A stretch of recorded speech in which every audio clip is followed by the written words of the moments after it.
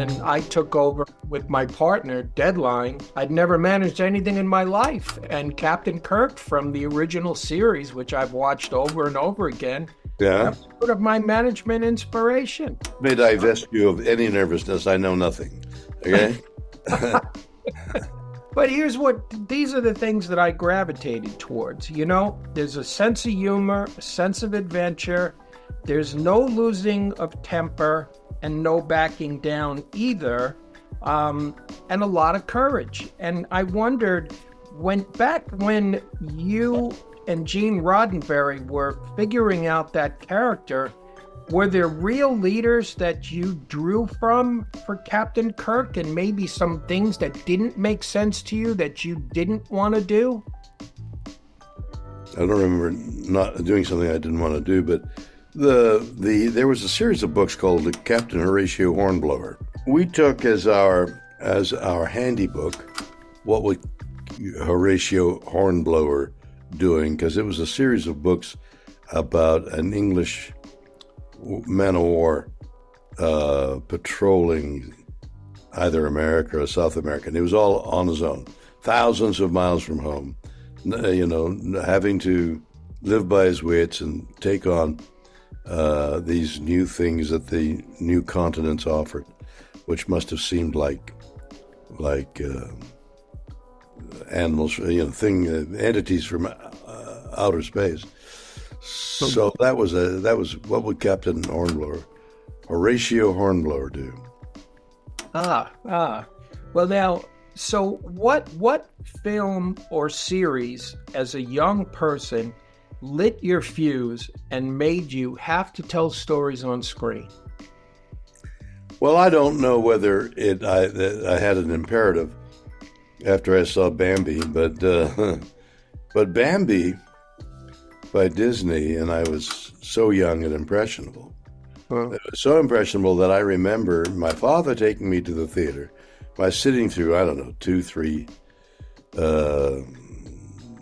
showings of it, and then him coming to get me, and I remember hanging on to a railing saying, I don't want to go, I want to see it again, Bambi. And I can hear the actor's voice resonating even now when I heard the word son in the middle of the fire that Bambi was trying to escape. So I think all those things, you know, Daddy rescuing you and the adventure that Bambi offered a young boy in a deserted theater in Montreal, probably that lit my fuse. I had been on stage when I was 6 at a camp play, you know, parents coming up on the other Sundays and to get their kids back from the country for the 2 weeks in the country to show them how a tree grows. And I just thought of that, Tree Grows in Brooklyn as a title. That's what she must have meant. So I got to learn about the birds and the bees, and figuratively, and then I played a part in that camp play, and apparently it was effective and got all kinds of tributes. And my dad picked me up and said, "This is my boy Bill." I was getting love. I think between that film and that experience in that camp play, I've never done anything else but entertain. Well, you know, I'd read something about you that you were on stage early in your career. You played a small role in Henry V, and you were Chris Plummer's understudy. And right. Then he had to step out of a performance, and rather than doing it by the numbers, you made it your own, and you... Well, doing it by the numbers means canceling the performance. That's true, but you could have just done the safe thing, but you didn't do that. No, right? The first week he was sick. He had momentary sickness in the first week of the play opening. Yeah, we had at that Shakespeare company in Stratford we opened a play every 4 weeks, and this was the first of the 4 plays we were going to open that summer. After which, the understudies then practiced. before which there was no time. So I had no rehearsal.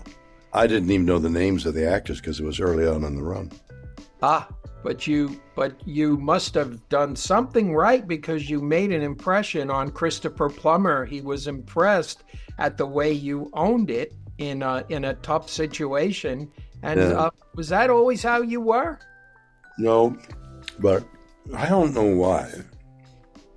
I've often tried to recall it because that's an incredible experience.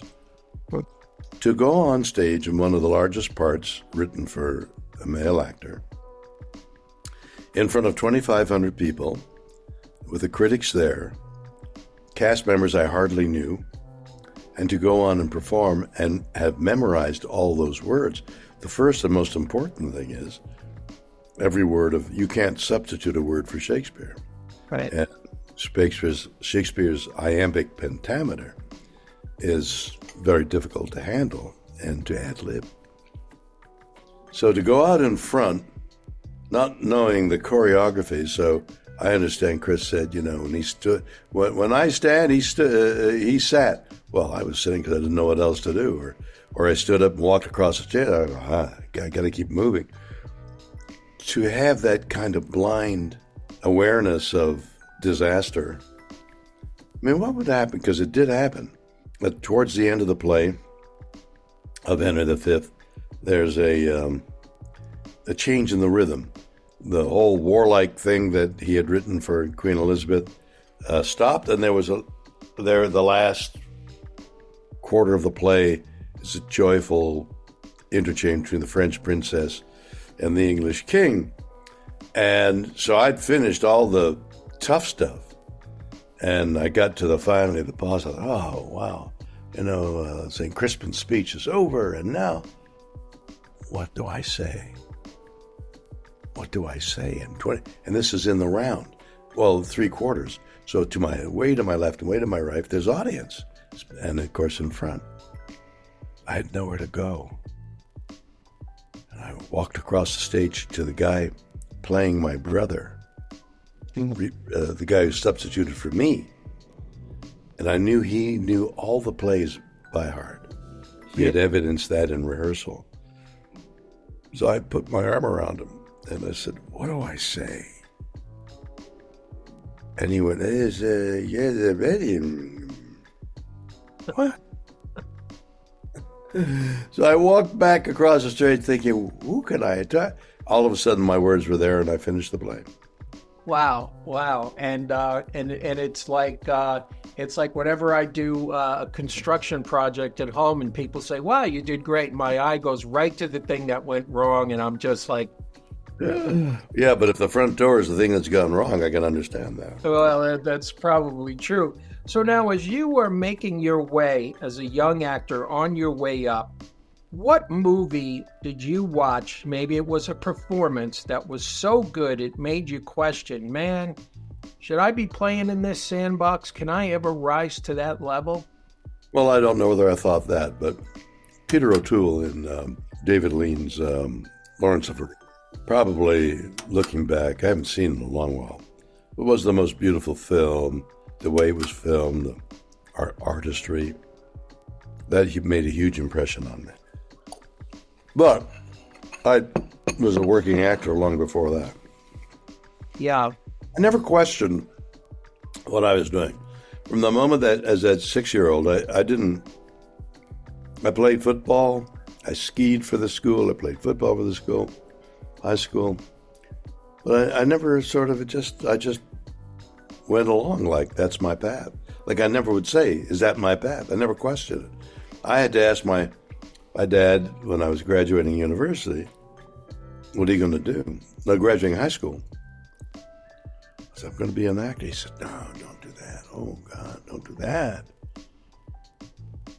I said, I gotta try. So I tried and I was successful. I had a talent. And you knew that early on. And a confidence, I guess. Okay, I've got a talent. When people ask me these questions, I'm dazzled by the fact that I had no thought. It was like an imperative direction. It never occurred to me not to be an actor. Well, there are so many things in this movie that are touching. The thing that really touched me was you're sitting there and you're broke, you got divorced, you're trying to figure it out, and then you watch on a small TV the actual moon landing,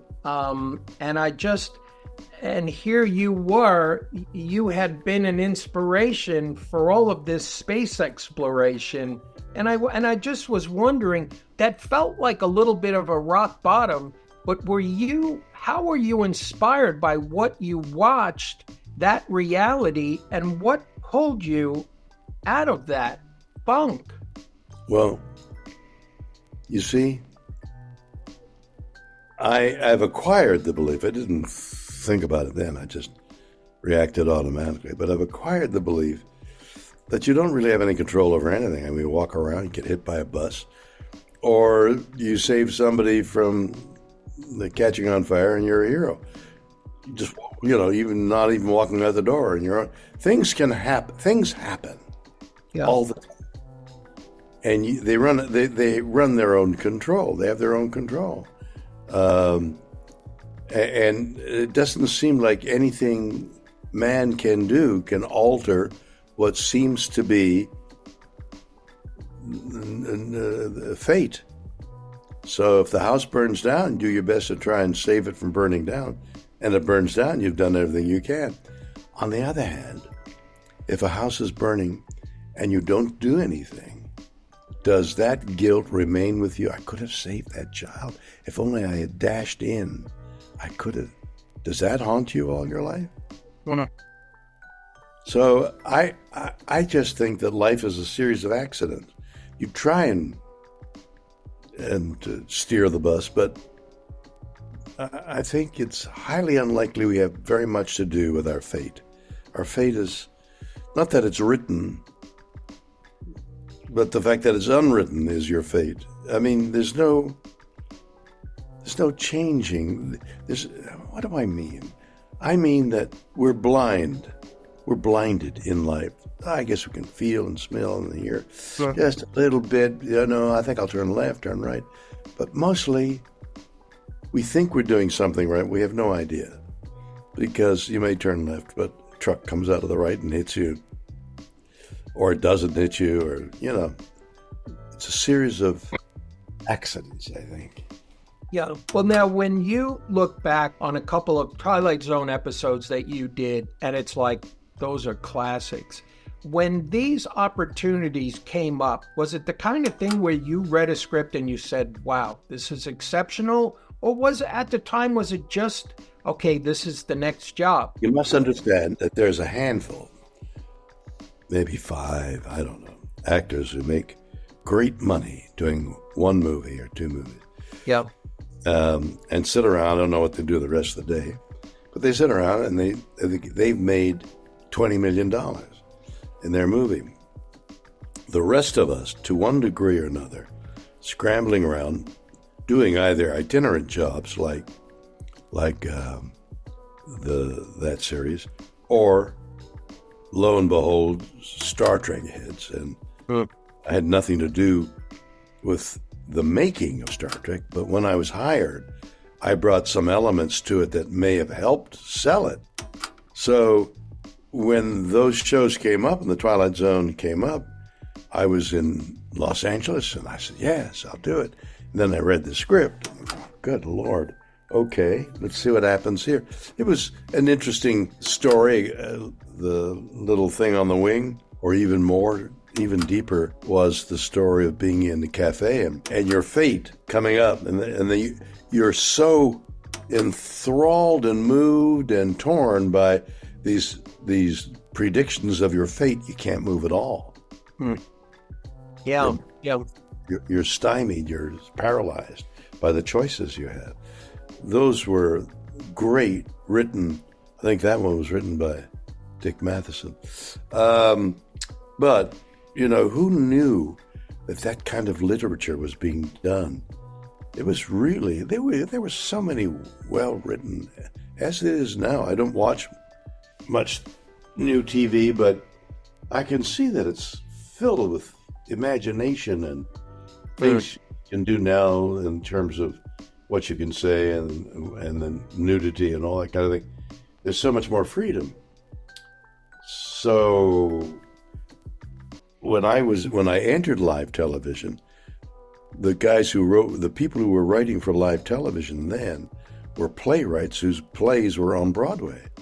Right. They were our finest artists. And I'm not sure of the caliber of artists now, although from what I can catch a glimpse of, there's some wonderful writers doing television these days. Yeah. Well, I was in my research, I was reading at one point people were comparing you to actors like, Steve McQueen and Paul Newman and Robert Redford. And then there was somebody who said, well, those guys kind of made better choices. But I look at Star Trek, that's going to be remembered, I think, forever. And I wonder, when that came about, did you see that as kind of like a jump shot at the buzzer? Or again, just like, all right, I'm gonna take the leap, no guarantees, I'm gonna do this. It must have spoken to you. Like, what spoke to you about that series, that venue, that character? That particular show, they had made a pilot before. They'd made another hour show with Jeffrey Hunter playing the lead. It was done. Here, NBC is our show. And NBC said, we don't like it. We like the premise. It's really haunting, but recast everything and reshoot it. I've never heard of a network spending another, whatever they spent, millions of dollars on a second pilot. I've never heard of it done then or since. But there must have been the same thing that intrigued me, that intrigued the executives, saying, we'll give you money enough to recast everybody, except Leonard Nimoy, who's playing Spock. So I was in New York on Broadway or doing something, and the producers of Star Trek had noticed me, called me, and said, would I come to Los Angeles with the idea of playing the lead in this series? So I went, and I thought, oh, wow, that's exciting. Except it was dullish, which is next to Washington, isn't it? The airport near Washington, dullish. And so I did what I do, and it sold. Wow. So those are the circumstances. What conclusions you draw are your own. I see. And then after the series and all the hit films that came from it and the science fiction novels that you wrote, you become at 90 the oldest person to actually go to space. Now, in this movie, in this documentary, we see imagery of the Hindenburg and the documentary. You can call me Bill. Yes, you can call me Bill. You talk about there was a moment when, I guess they have these at theme parks where they're like, last chance to get off this ride.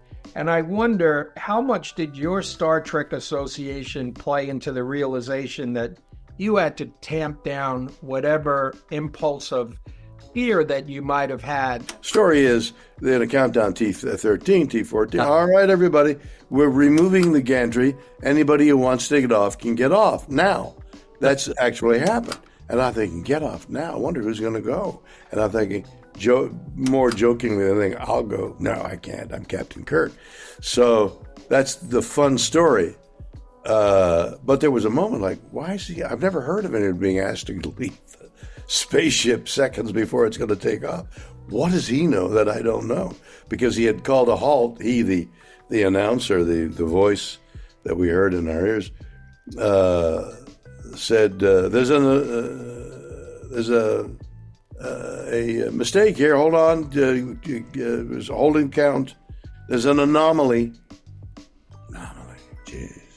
That's a big word that could be a big thing.